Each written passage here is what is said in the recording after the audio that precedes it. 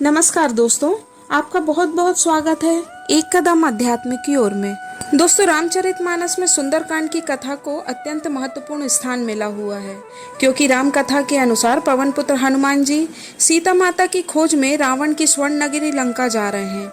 लंका में बड़े बड़े महाभट बलशाली राक्षसों का निवास था। वे राक्षस बड़े मायावी भी थे। नर वानर तो उनके सामने तिनकों की तरह थे। इसलिए जब हनुमान जी अकेले ही लंका की ओर चले तो देवताओं को बड़ी चिंता हुई। उन्होंने नागों की माता सुरसा को हनुमान जी की बल बुद्धि की परीक्षा लेने के लिए भेज दिया। सुरसा नागों की माता थी। पुराणों में उनकी एक और बहन कद्रू का भी जिक्र मिलता है। उन्हें भी नागों की माता के रूप में जाना जाता है। हनुमान जी माता सीता का पता लगाने के लिए रीक्षराज जामवंत जी की प्रेरणा से आकाश मार्ग की ओर उड़ चले।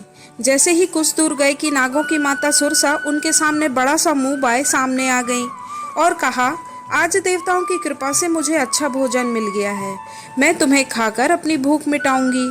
हनुमान जी ने बड़ी विनम्रता से कहा, माता, मैं श्री राम के कार्य से लंका की ओर जा रहा हूँ।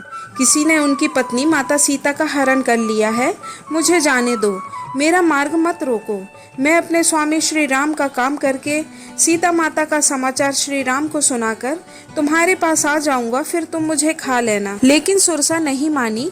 सुंदरकांड में भी इस संदर्भ में चौपाई मिलती है, जो जन भरी ते ही बदन उपसारा, कपितनु कीन है दुगुन विस्तारा।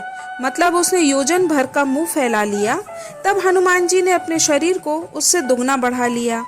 16 जोजन मुक्त ही ठयऊ, तुरंत पवनसुत 32 भयऊ। उसने 16 योजन का मुख कर लिया।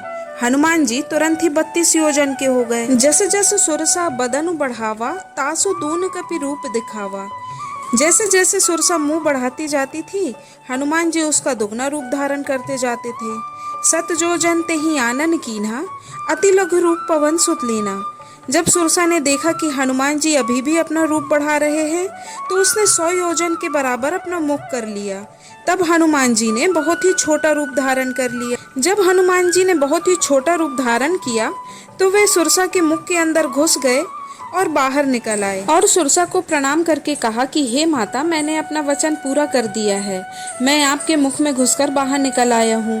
अब मुझे प्रभु श्री राम के कार्य के लिए जाने की आज्ञा दें। सुरसा हनुमान जी के बल और बुद्धि की परीक्षा ले चुकी थी।